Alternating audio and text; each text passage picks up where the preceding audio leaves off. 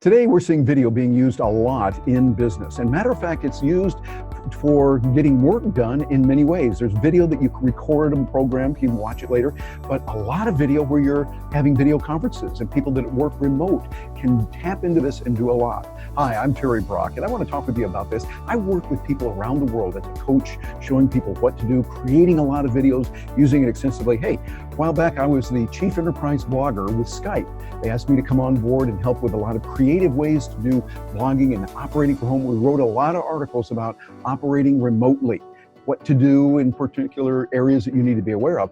And I saw in today's Wall Street Journal, there was something that was very, very interesting. Matter of fact, here, let me share my screen with you and let you see what's going on here. It was an article they had here called "More People Are Working Remotely." That means unexpected guests on video calls. Oh yeah, you can get a lot of those whoops that can happen, and it's not just the unexpected guest, but that is a big factor that's there. And this article here by Rachel Feintzwig, I hope I'm pronouncing her name correctly there. They did a good job of this. I really like the article that she wrote here, and she interviewed some people here talking about what's going on. I particularly was impressed with this one. This is Laura Stack, a friend of mine who's up in the Denver, Colorado area. Hi, Laura. Hope you're doing well when you see this. And she talked about some very important things here. She's a productivity consultant based in Colorado, has had success rolling out caution tape, not unlike the police might deploy at a scene of a crime, to block the entrance to her office. My children, even at 4 and 5, knew not to come in here unless someone's bleeding.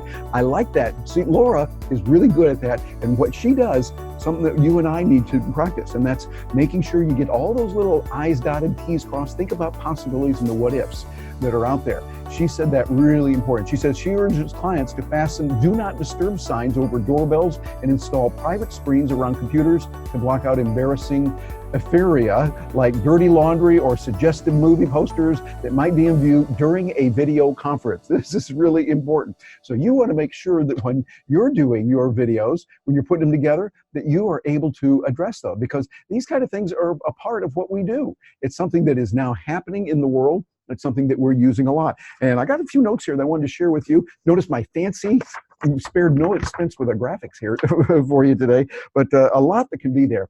I want you to know that there's a lot that I've thought about in doing videos. One thing, those of you that have watched me for a while, you know my bookshelves back here has become kind of a brand for me. It's like people look at the books, go, ooh, he must be pretty smart. So I just got them there. I like books. I read a lot of books and put them in there. Oh, and by the way, some of those books haven't even been colored in yet.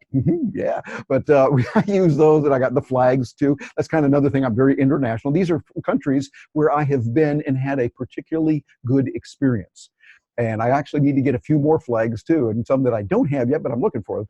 But I want to get some of those. But this is something that I've done, and this is a background that I've had for a long, long time. Not exactly the one you're seeing right now. There's another reason why I've got this angle. I'll show you in just a moment. But I use it this way so it becomes acceptable. It's something that is unique to me, and it's not. You can find something that's unique to you. Another really good option is using the green screen, using those virtual backgrounds. Those are really handy. I'm using Skype right now, or not Skype, I'm using Zoom right now. Having worked with Skype, I think about that a lot. But working with Zoom, they give you the ability to have that virtual background. Tools like Camtasia and many others now by default use green screen capability. I used to resist that. And I thought, I don't need that because I'm going to use this right here. Or when I'm on the road, it's like, well, here I am in Boston or Vancouver or wherever I am, and I would have that in the background, and it gives a nice effect, which it does.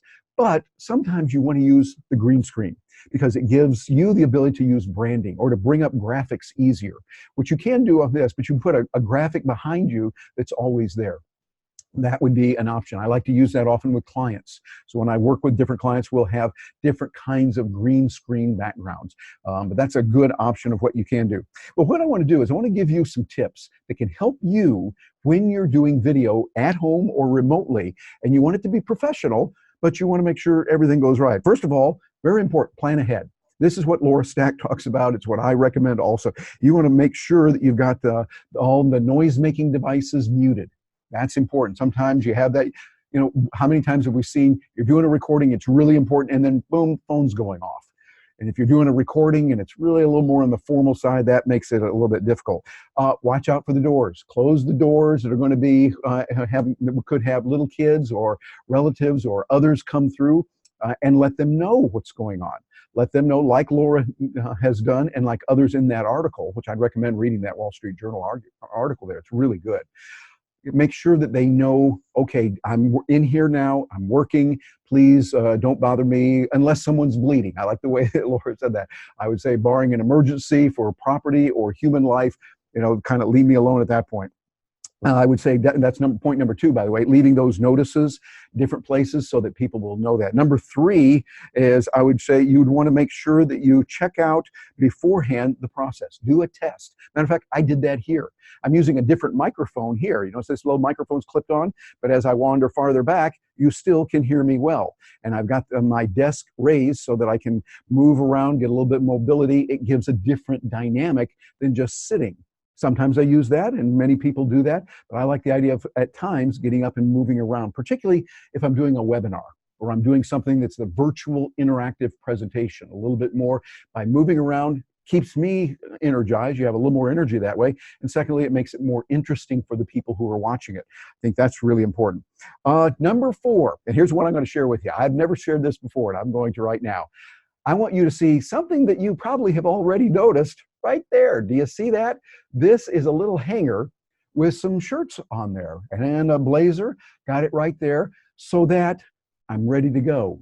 Most anytime I can just run over there, grab something, bring it back. You'll notice though right here we got a door. I'm showing you all this intimate stuff here. There's a little door there with a handle on it. I take that and close it a little bit so you don't see the clothes all the time. And that way it gives the ability to have something professional and I'm ready to go. And you see, that's really, really important. You want to be able to have that and be ready to go at any time because, well, there was a time that I had a program that was coming up. I was going to be talking to a friend of mine, and he had some people that were in a class that he was teaching. And I remember, I think it was like 1 o'clock or maybe it was 2 o'clock in the afternoon that we agreed, okay, at 2 o'clock, he's going to call me. We're going to go online. We're going to be there, and we're going to connect with everybody, and I'll talk to him. That'll be good.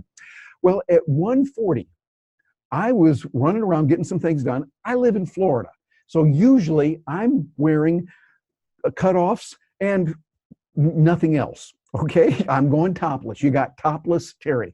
I'm being really candid with you here. So it's topless Terry. I'm running around like that, and it's summertime. We might sweat a little bit, not a big deal, but I just enjoy it that way. I can do it. And then the call came in there over Zoom at like 12:40 or 1:40 before my 2 o'clock. I thought, and it was my friend, I could see it, and I thought, oh, something must have come up. So I click on it, and he's there with everyone ready to go, and I am topless. And I thought, this is probably not a good thing to do. Not at all. So what I did is I made some adjustments real quickly, something like this, and I talked to him kind of like this, so that they only saw me from the neck up. You know what I'm talking about? So there's another good reason to have an external webcam, one that you can pick up and move around, versus using the one always that's on your laptop computer. Ones on the laptop computer, they're good, but this is really good for those emergency situations. We made it through, and I learned at that time, always have some shirts standing by. Real good thing to do. And number 5, most important of all this, when you're doing remote video, when you're operating from some other place and you want it to be professional. I'm not talking you're talking to your best friend or talking to a partner or someone who knows you real well and you can talk to them topless, not a big deal. But be sure and roll with the punches. Stuff is going to happen. There are going to be some oh whoops situations that are going to hit you. That's just the way it works here on planet Earth. So get ready for that. Plan in advance as much as you can and do a lot of videos. By doing a lot of videos, particularly with people that you can trust, people that you know, colleagues, friends, family, people that if you make an oh whoops or you make a mistake, something goes wrong, they kind of let you roll with it and then you learn next time you'll do a little different. But anyway, I want to hear from you. Let me know what you think and how that's working out for you and what's there. I'm Terry Brock, and you can reach me at terrybrock.com. That's my website. Got all kinds of goodies there for you, and I will look forward to hearing